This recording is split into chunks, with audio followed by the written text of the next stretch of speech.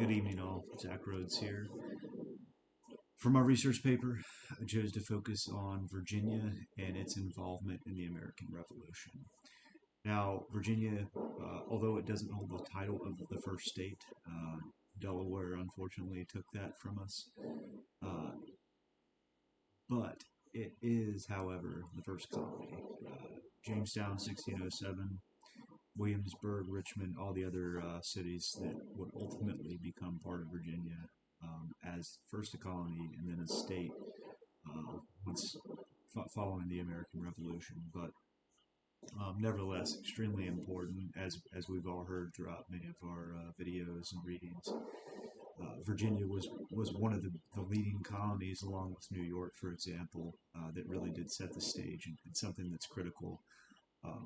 Obviously, all the key leaders that we had, George Washington, Thomas Jefferson, Patrick Henry, who have been collectively referred to as the sword, the pen, and the trumpet, respectively, of the American Revolution. And that's just critical in and of itself.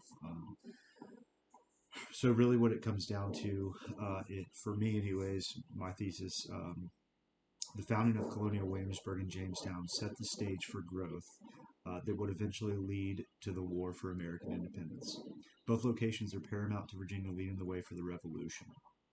Although the events that sparked the rebellion were in the northern towns of Boston and Philadelphia, the southern colony of Virginia also played a significant role in the Revolution.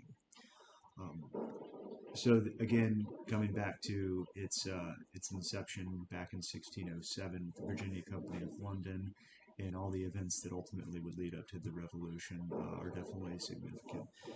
So again, with my paper focusing on some of these key leaders, like the three individuals that I've already suggested, there are many more, but again, with it being a relatively short project, don't have much time to be able to do that. But nevertheless, George Washington, his status as the leader of the Continental Army and the first president of the United States alone just signifies his importance. More to say about him, obviously. But nextly, Thomas Jefferson, author of the Declaration of Independence, the sole author, mind you, as well as the third president of the United States, who helped support the formative years of the United States. In Jefferson's Notes on Virginia, um, Jefferson paints a brilliant picture uh, of his work during the Revolution within Virginia. He opens the source with a quote, which is very interesting, that suggests that a people who mean to a people who mean to be their own governors must arm themselves with the power which knowledge gives. And that alone, I mean, Jefferson was a very studied individual. He, really set the stage and for that knowledge. And again, that's the reason why he was the author of the Declaration of Independence. They just knew that his pen could produce. Uh, Moving on, Patrick Henry, the outspoken statesman from Virginia, who I take pride in my alma mater from undergrad from Emory and Henry College, one of John Emory and then um, Patrick Henry, both make up that name. But his "Give Me Liberty or Give Me Death," which I'm sure we all had to recite at some point in our K through 12 schooling. But nevertheless, he was also critical in the formative years of both the United States as a country and Virginia as a state. Um, so, from focusing on key leaders like this, can really help understand the overall sentiment for the revolution and kind of where the state was leaning during that time period.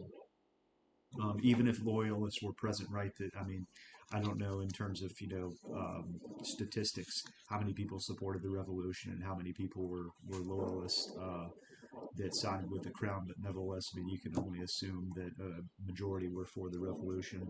Um, but again, the events such as the Boston Tea Party, Lexington Concord, obviously Massachusetts takes pride in those. However, there were also events in Virginia that were critical.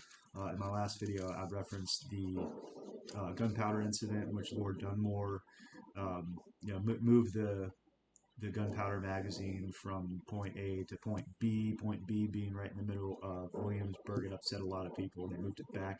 Long story short, he ended up fleeing, moved out to the coast, or excuse me, the York River, got onto a ship and sailed up and down the river, which I'll speak about here in a moment. But events like these that occurred in Williamsburg, and ultimately having them move the capital into Richmond back in 1780 were critical.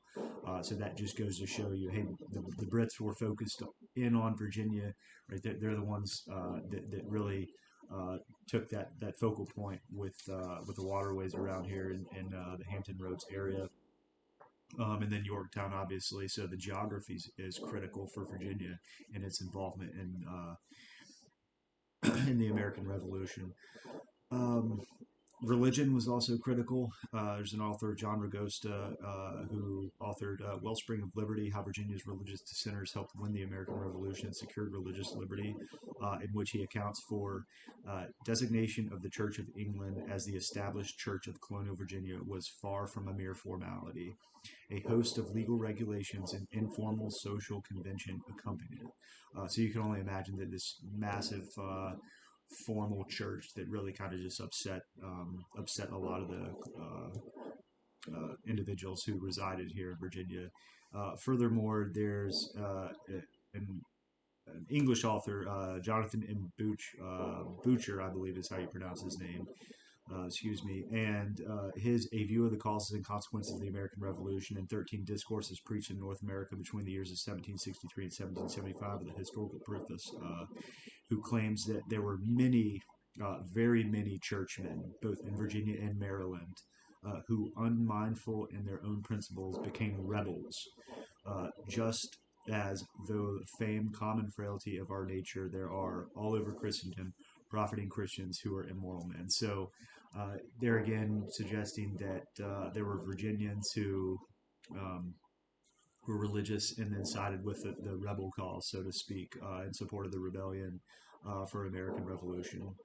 Other focal points in my paper involve indentured servants and slaves in the war, contractual obligation of labor. Obviously, indentured servants were kind of a key target for the Brits to be able to focus in on and be able to um, have them support the crown. Same with the slaves. Dunmore, what I had referenced a couple minutes ago, Dunmore sailing up and down the York River trying to get slaves on board for supporting the British cause.